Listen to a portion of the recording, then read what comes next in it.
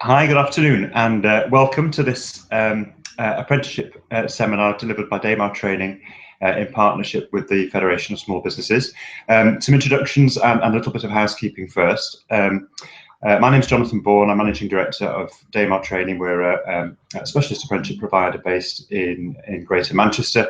We've currently got about 1,000 apprentices, and most of them are placed with about 300 or so small and medium-sized businesses. So hopefully we're well placed to talk to you about apprentices. My colleague Alex Barker is with me. She's going to be talking to you about the process of recruiting and training apprentices, and I'm going to give you a little bit of background. The presentation will last about half an hour, then there'll be time for some questions, and so we'll get through, I think, till about 1 o'clock. If there are any questions that we're not able to answer within that time, don't worry, we'll get back to you by email. So we're going to move now to the presentation, and we will send a copy of the presentation to you all after the webinar. So we're going to be looking at, first of all, a quick overview of apprenticeships and how they can help your small business based on our experience.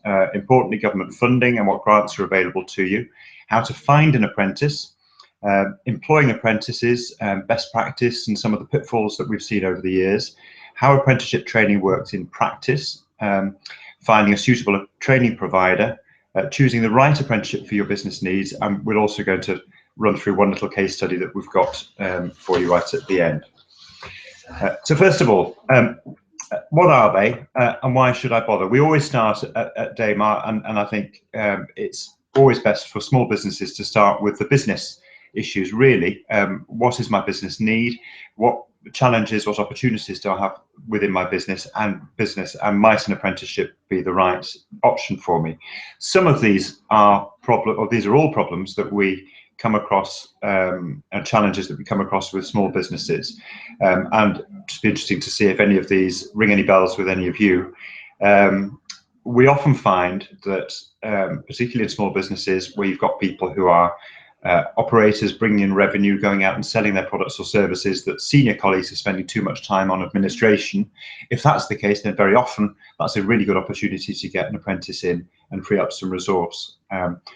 Businesses that are short of cover, if a colleague leaves or is ill, which links to the next point about succession, it is expensive and risky to hire to lateral hire staff and pay recruitment fees and so on. Apprenticeships can be a really good long-term solution to that. It can be difficult to hire people with the right skills. Apprenticeships are all about developing your own people and teaching them how your business works and developing them to suit your business, growing your own. Recruitment fees. We, as a business at Daymar, never like paying recruitment fees. I'm sure that you don't either. There are really significant savings for businesses that are using apprenticeships cleverly to save on recruitment fees. Reducing wage bills. This isn't about paying, apprenticeships aren't about paying low wages, but apprenticeships are a good opportunity to average down wage costs across a business. All of our businesses are working with local communities and partners. Recruiting from your local community can be great for business and also great for CSR and reputation and public relations and so on. People often forget this penultimate point, which is that apprenticeships can be a great vehicle for developing skills of existing as well as new members of staff. So if you've got people who are taking on more responsibility, who have recently been promoted, who you would like to get more, you'd like them to get more qualifications, you'd like to develop them, an apprenticeship can be a good tool for that. And last but not least, apprenticeships are all about investing in your people. Small businesses, any businesses, can't always increase wages or increase benefits generally for staff. Investing in your people using an apprenticeship is a way of motivating and retaining in itself. So what are they? There's such a lot of chatter in the media and from politicians about what apprenticeships are. We thought it might be useful just to give a quick overview of what an apprenticeship is and what it does. First of all, and this is a really important point, the aim of all apprenticeships is to deliver someone who at the end of their apprenticeship is really good at their job, they're competent. So it's not the same as sending somebody on a course where they come back with some knowledge that they may or may not apply in practice. This is about developing someone who knows their stuff and can do it consistently over time to a standard. Apprenticeships aren't just a job and not just training. They're a unique thing, really. They're a mixture of a job with training. How long do they last? Well, all apprenticeships have to last for at least a year, actually a year and a day. For more complex job roles and higher level apprenticeships, they will last longer. Some of the apprenticeships that we deliver at Daymar will last 2 or even 3 years in some cases. And you may have picked up already that there are different levels of apprenticeship that correspond always to the complexity of the job role that your apprenticeship is doing. Most apprenticeships these days are at either intermediate or advanced level. That's broadly equivalent to GCSEs and A-levels, but increasingly there are also higher level and even degree level apprenticeships. So what's in it? Well, all apprenticeships have a blend of training and assessment, and these two aspects of the apprenticeship complement each other. The training, of course, is to make sure that somebody has the knowledge and the skills, but the assessment side of an apprenticeship is crucial because it makes sure that the apprentice is using that knowledge and skills in the workplace to the required standard. So effectively, you as an employer get a quality assured apprentice, a quality assured colleague at the end of the apprenticeship. Delivery varies between apprenticeships. Generally speaking, there's a mixture of training that's delivered face-to-face in the workplace. Increasingly, and this is the case with many of our apprenticeships, there's a blended learning element, so there's some online training as well, and classroom-based training, but for things like engineering or technically complex apprenticeships, you will often find that there are periods of day release or block release to a college environment. All apprenticeships are government approved apprenticeship frameworks or apprenticeship standards, and there are currently about 300 apprenticeship frameworks and standards in existence. So almost certainly an entry-level job role in your business will have an apprenticeship that fits it. Government funding. In our view at Daymar, government funding isn't the it should never be the driver behind doing apprenticeships. They're always they should always stand on their own benefits, but government funding is an important help, particularly for smaller businesses. You'll have realised, I'm sure you'll have read and heard that the government has set very big targets for this 5-year administration. They're looking to see 3 million new apprentice starts over the 5 years to 2020. And that is going to be considerably more expensive than it has been in the past. Over the last 5 years, there are about 2.4 million apprentices. So there's an apprenticeship levy, a tax that's going to be levied on large employers to pay for it. The good news for small businesses is that you're not going to have to pay the apprenticeship levy, at least not until your payroll goes over £3 million a year. So big employers are going to be putting money in the pot, and in many cases, smaller employers are going to be able to access some of that money to subsidise or pay for the whole of the apprenticeship training and assessment. If your apprentice is under 19 when they start, small businesses only need to pay the salary costs of the apprenticeship, of the apprentice. The government picks up all of the training costs. So the training and the assessment effectively is free. That doesn't mean that there is no investment at all. There's an investment in time, certainly, but there's no additional training cost for the employer. If your apprentice is over 19 and has no qualifications above A-level, then the government will pay part of the cost of the apprenticeship. It's important to remember, a lot of people forget this, that there's actually no upper age limit on apprentices at all. So if you have perhaps a returner to work who has been out of the workplace for some time, is coming back into the workplace and needs to develop or refresh their skills, an apprenticeship can be a really good vehicle for that person, regardless of how old they are. Most apprentices, by the way, do need to be working 30 hours or more a week. So it's really something that suits people who are working full-time or nearly full-time. Since April, and this is a really good benefit for people employing apprentices aged under 25, there is no employer's national insurance at all Depending on the salary that the apprentice is paid, that can be quite a significant saving. We've got some employers who are saving up to £1,000 a year now, just because of that employer's NI saving. I've mentioned this already. Existing as well as new employees can become apprentices. So think about colleagues who you want to upskill, who've been promoted recently, that you would like to get trained and further developed. An apprenticeship might be a really good tool for them. And finally, and you may well have read about some of these, there are going to be some changes in apprenticeship funding from April 2017. Some of the details aren't yet available, unfortunately, but for small businesses, we don't expect that the net cost is going to vary that much. It's still likely to be free or pretty much free for apprentices under 19, and still some contribution, but modest for apprentices aged over 19.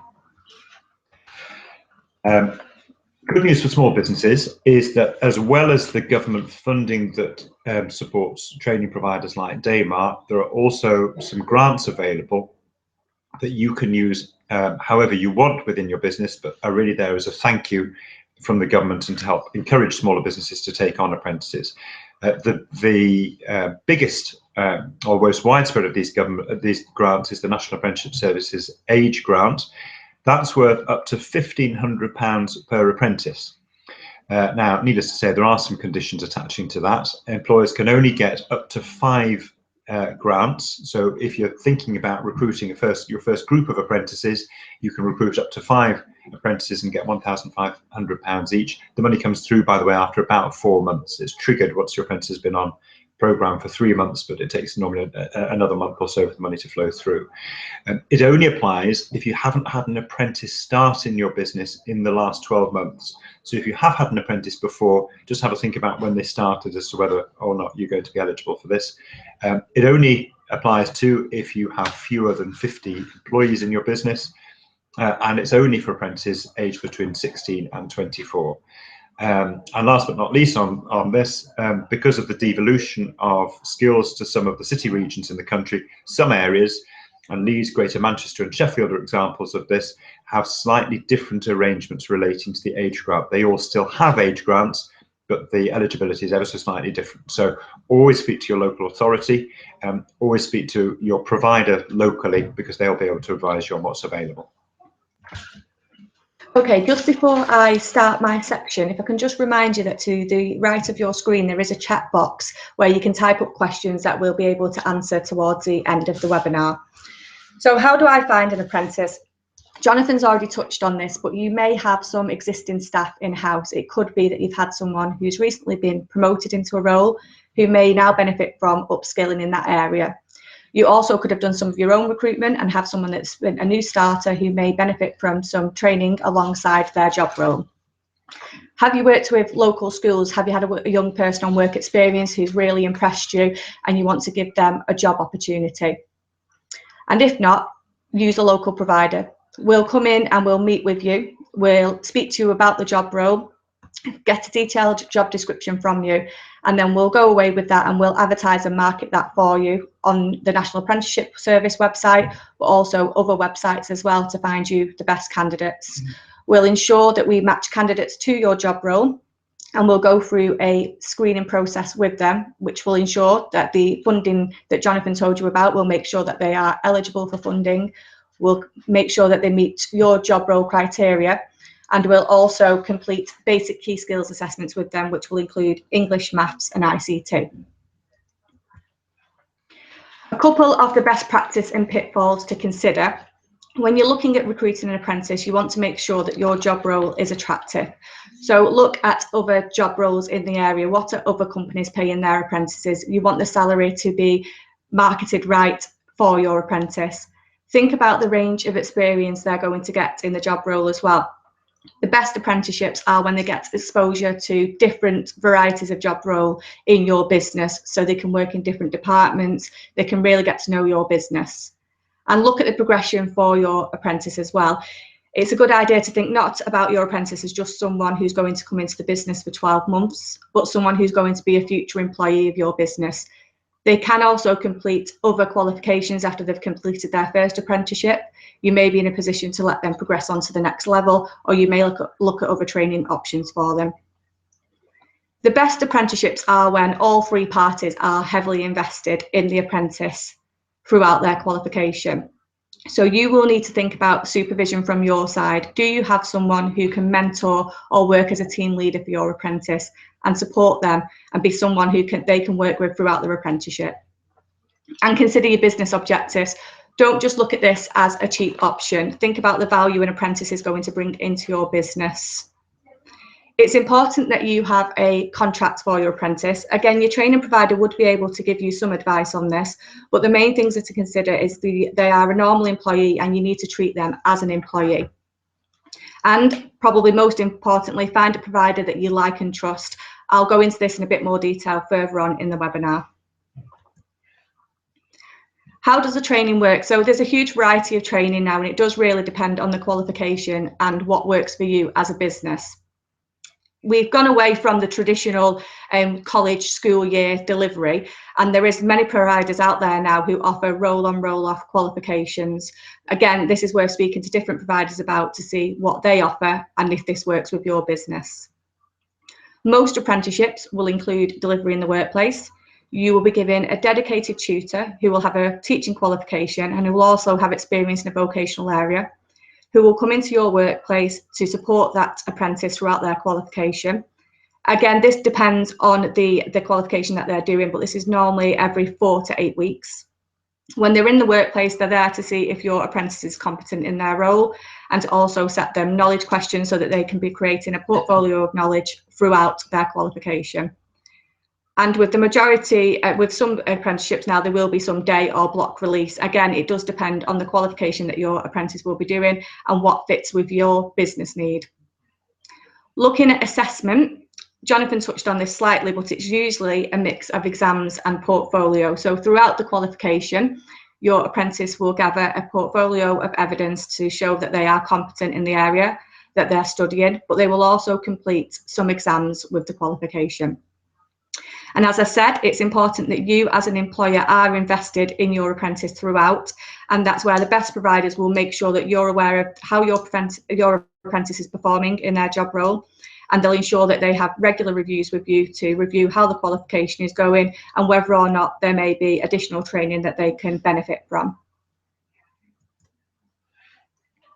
So looking at finding a training provider, this is probably the most important thing that you need to do because it needs to be the right fit for your business. If you go onto the government website, there is some advice there, but our recommendation is that you speak to local employers that have been recruited an apprentice. Who did they think worked well? Who would they recommend that would be a good fit for your business? If you're in local networking groups, often there'll be a training provider that goes to those networking events as well, so you can speak to someone then. But again, word of mouth referrals are always a good way to start. The best providers will come out and meet with you. It's always best to maybe meet with a few providers to find the best fit for your business. You would need to allow them to come into the business to speak to you about the job role that you have. They should come in and take a detailed job description from you, and the best providers will really want to get to know you and your business need.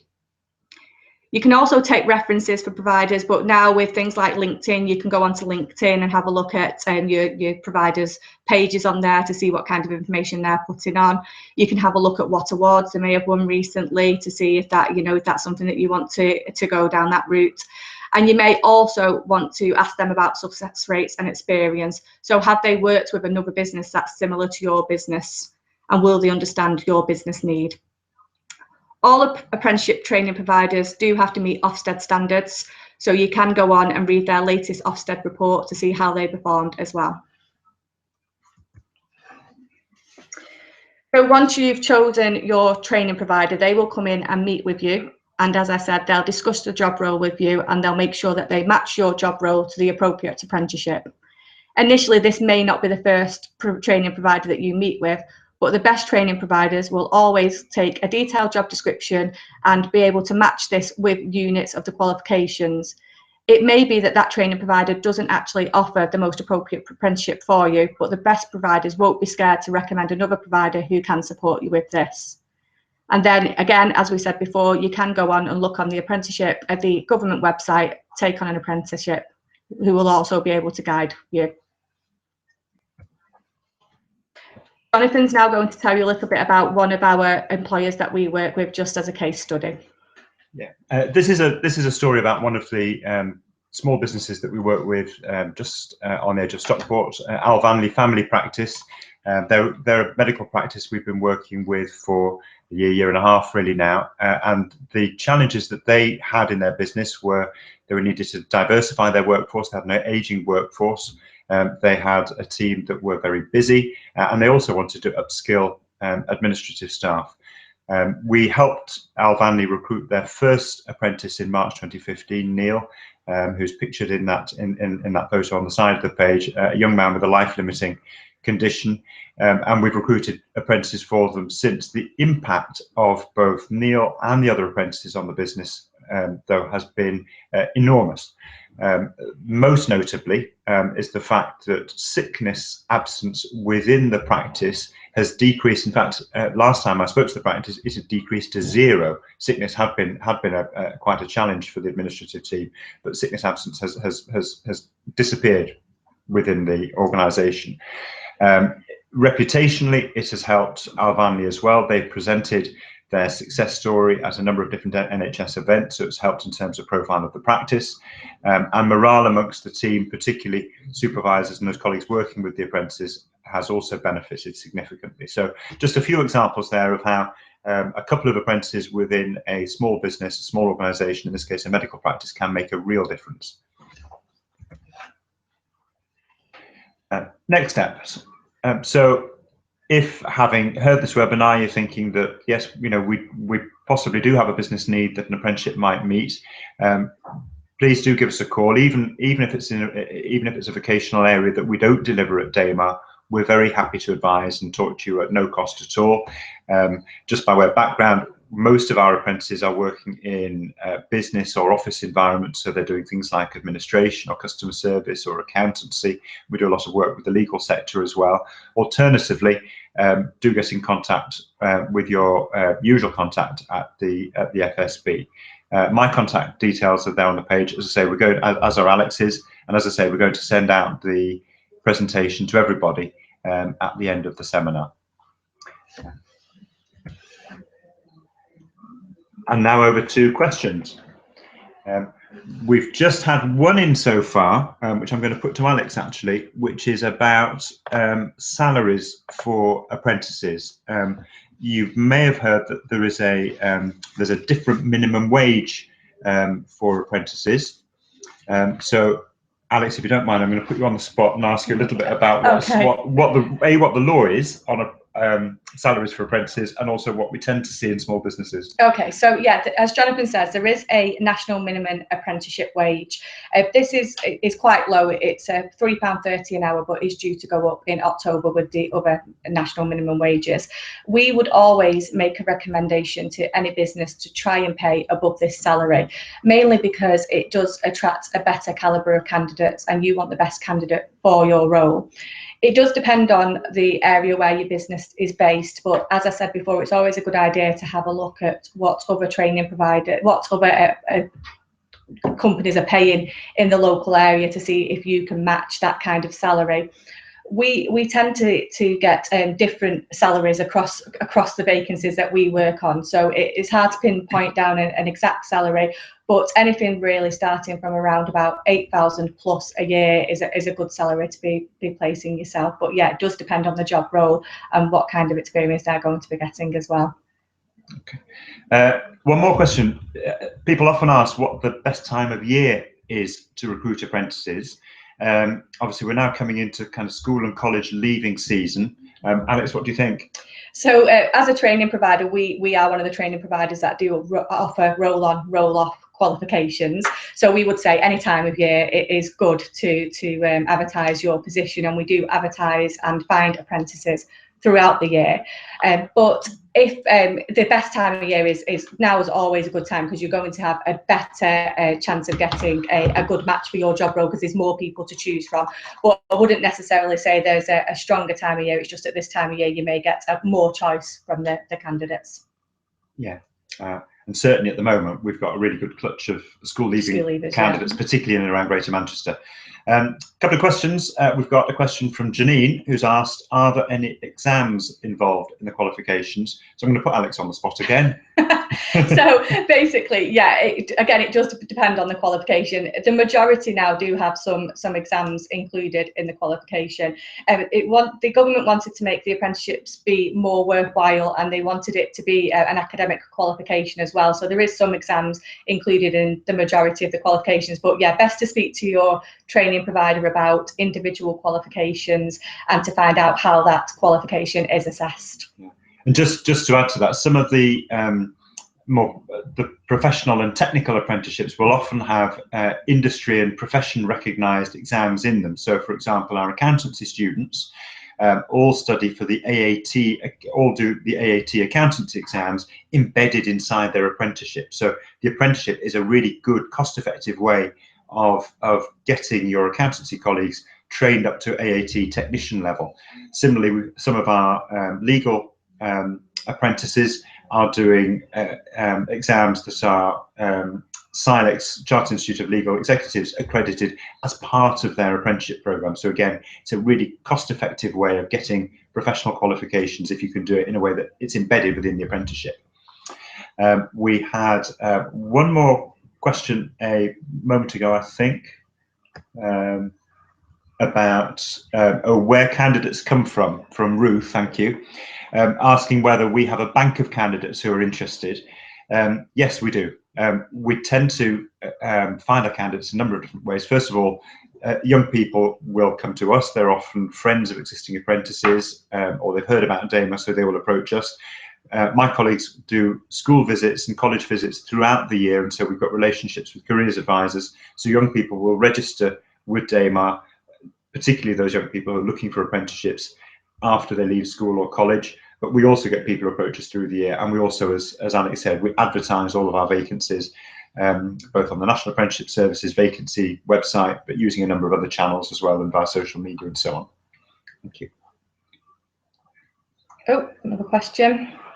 So we have a question from Gino, who's asking, is saying he's quite a small company with 3 people. If he was looking for someone who could learn new skills in the office and also in the workshop, would this be a situation where apprentices could be utilised? Jonathan? She's getting her own back on me now. Yes is the answer. The interesting thing there, and we quite often find this with small businesses, where people's job roles are really quite wide. Here we've got someone who might be working in the workshop and is also doing some office work. So what we would do, and any provider that you're working with would do, is first of all come and chat to you in a bit more detail about the job and think about whether this best suited a technical engineering related apprenticeship, for example, or whether perhaps in the first year, let's say, it was appropriate for somebody to do perhaps a more generic administration apprenticeship, for example, just to see how they bedded into the business. So it might well be that whilst there isn't an apprenticeship that includes both engineering and office skills, you might want to do what we do with some accountancy firms, for example, where they start off with somebody doing administration for a year, just so they can learn about your business and basic work skills, and then they could progress to a more technical apprenticeship in the second year. Good question though, thank you. Just waiting to see if there are any more tricky questions from people.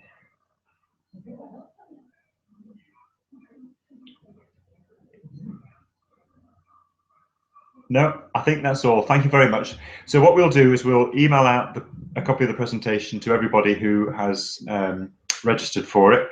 If you have any further questions, or you remember something that you wanted to ask that you haven't asked, drop us a line and either Alex or I will be able to get back to you. Thank you very much. Hope you found it useful.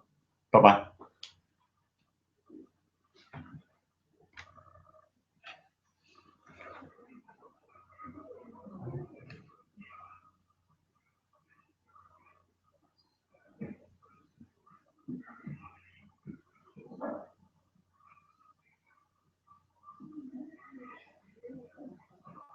We're still here because one last question has come in from Nayati. We're just waiting for it to come through.